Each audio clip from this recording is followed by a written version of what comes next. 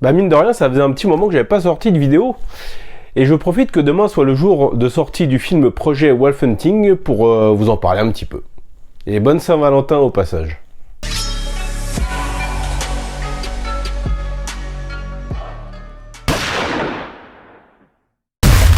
입에 내가 가지기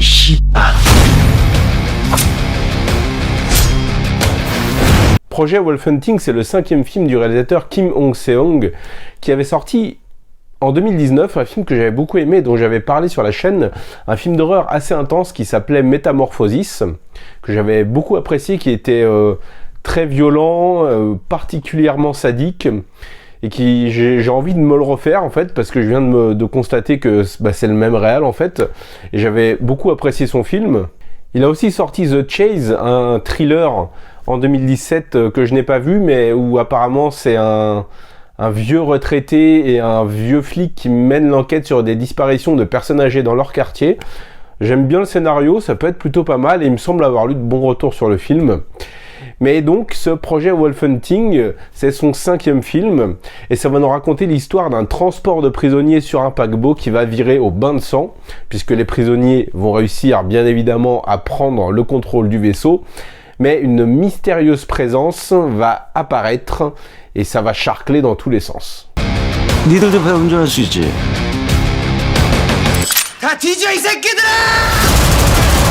Je pense pas qu'on puisse vraiment dire que ce soit le scénario le plus important dans un film comme ça. L'accent est mis sur le gore et la violence, et je dois dire que le film tient quand même assez bien ses promesses. On a du démembrement, de l'écrasage de crâne, des membres arrachés, des gunfights, des affrontements au couteau, des scènes plutôt trash. Le film est très graphique et il y a énormément de sang qui est déversé à l'écran. Mais surtout pour moi, la grande réussite de projet Wolf Hunting, ça va pas tenir forcément dans sa réalisation qui est très correcte, mais qui est assez basique, mais plutôt dans l'un de ses personnages principaux, un antagoniste que je trouve vraiment ultra réussi, très violent, très rapide, très puissant, qui dégage une vraie impression de danger, une vraie menace, qui a un design que je trouve absolument excellent.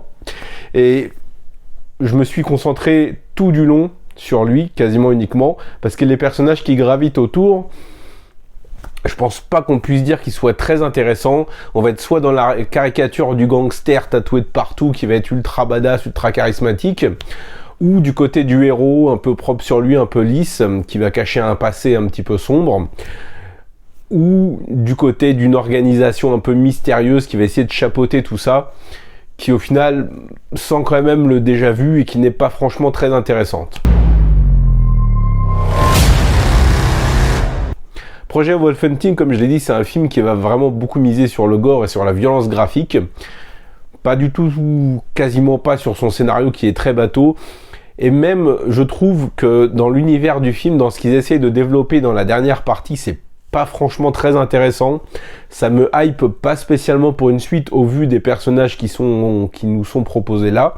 À part, bien évidemment, l'antagoniste dont je vous ai parlé.